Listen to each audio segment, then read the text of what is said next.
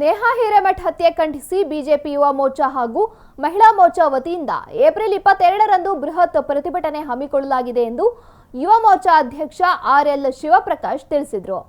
ಸುದ್ದಿಗೋಷ್ಠಿಯಲ್ಲಿ ಮಾತನಾಡಿದ ಅವರು, ಶಾಂತಿ ನೆಮ್ಮದಿಗೆ ಹೆಸರುವಾಸಿಯಾಗಿದ್ದ ಕನ್ನಡ ನಾಡನ್ನ ಪಾಕಿಸ್ತಾನ ಮಾಡುತ್ತಿದ್ದು ಕ್ರೈಸಿಸ್ ಸರ್ಕಾರ ಕರ್ನಾಟಕವನ್ನ ಅಪಾಯಕ್ಕೆ ದೂಡಿದೆ ಎಂದು ಆಕ್ರೋಶ ಹೊರಹಾಕಿದ ಅವರು, ಕರ್ನಾಟಕವನ್ನ ಕಾಂಗ್ರೆಸ್ ಸರ್ಕಾರ ಕ್ರೈಮ್ ಸೈಟ್ ಆಗಿ ಬದಲಾಯಿಸಿದೆ ಎಂದು ಆಕ್ರೋಶ ಹೊರಹಾಕಿದರು. ಪತ್ರಿಕಾಗೋಷ್ಠಿಯಲ್ಲಿ ಯಲ್ಲೇಶ್ ಆರ್, ಶಿವಾನಂದ, ಮಹಿಳಾ ಮೋರ್ಚಾದ ಭಾಗ್ಯ ಪಿಸಾಳೆ, ಪುಷ್ಪಾವಾಲಿ ಇದ್ದರು. ಖಂಡಿಸಿ ನಾಳೆ ಜಿಲ್ಲೆಯಾದ್ಯಂತ 10,000 ಜನಸಂಖ್ಯೆ ಸೇರಿಸಿ ಪ್ರತಿಭಟನೆ ಮಾಡ್ತಾ ಇದ್ದೀವಿ.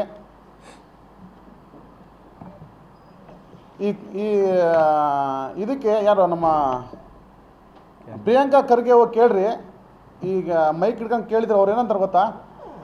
ಇಲ್ಲ, ಇದು ಕಂಪ್ಯೂಟರ್ ಸೆಟ್ಟಿಂಗ್ ಅಂತ ಹೇಳಿದ್ರು ಅವರು.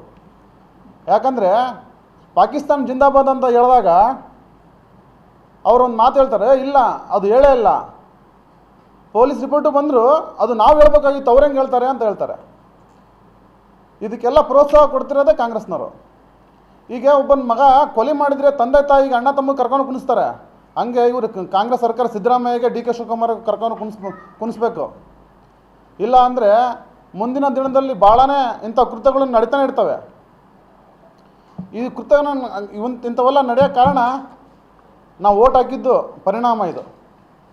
2,000 ರೂಪಾಯಿ ಎಲ್ಲ ಬಿಟ್ಟಿ ಭಾಗ್ಯ ನೋಡಿ ನಮ್ಮ ಮಕ್ಕಳನ್ನು ಸಂರಕ್ಷಣೆ ಮಾಡೋಕ್ಕೆ ನಮ್ಮ ಕೈಯಲ್ಲಿ ಆಗ್ತಿಲ್ಲ. ಮೊನ್ನೆ ಸೋಷಿಯಲ್ ಮೀಡಿಯಲ್ಲಿ ನೋಡ್ತಾ ಇದ್ದೆ, ಈ ಬಿ ಜೆ ಪಿಯವರು ಇದನ್ನು ರಾಜಕೀಯವಾಗಿ ತಿರುಗ್ತಾ ಇದ್ದಾರೆ ಅಂತ. ಬಿ ಜೆ ಪಿಯವರು ಲಾಸ್ಟ್ ಟೈಮ್ ಪ್ರವೀಣ್ ಹತ್ಯೆ ಆದಾಗ ಇದೇ ಯುವ ಮೋರ್ಚಾ ಕರ್ನಾಟಕದಂತೆ ಪ್ರತಿಭಟನೆ ಮಾಡಿದ್ವಿ. ನಾವು ಪಕ್ಷ ನೋಡಲ್ಲ, ಯಾರೇ ತಪ್ಪು ಮಾಡಿದ್ರು ತಪ್ಪು ಅಂತ ಖಂಡನೆ ಮಾಡ್ತೀವಿ. ನಿನ್ನೆ ಸೋಷಿಯಲ್ ಮೀಡಿಯಲ್ಲಿ ನೋಡಿದೆ, ಬಿ ಜೆ ಪಿಯವರು ಇದನ್ನು ರಾಜಕೀಯವಾಗಿ ತಿರುಗ್ತಾ ಇದ್ದಾರೆ ಅಂತ. ಇಲ್ಲ, ಇದೇ ಪ್ರವೀಣ್ ಹತ್ಯೆ ಆದಾಗ ನಾವು ನಮ್ಮ ಪಕ್ಷದ ವಿರುದ್ಧನೇ ಪ್ರತಿಭಟನೆ ಮಾಡಿದ್ವಿ. ಈಗ ಇಂಥ ಮತಾಂತರಗಳು ವಿರುದ್ಧ ಮತ್ತೆ ನಾಳೆ ಕೂಡ ಕಾಂಗ್ರೆಸ್ ವಿರುದ್ಧ, ಸರ್ಕಾರ ವಿರುದ್ಧ ನಾವು ಪ್ರತಿಭಟನೆ ಮಾಡ್ತಾ ಇದ್ದೀವಿ.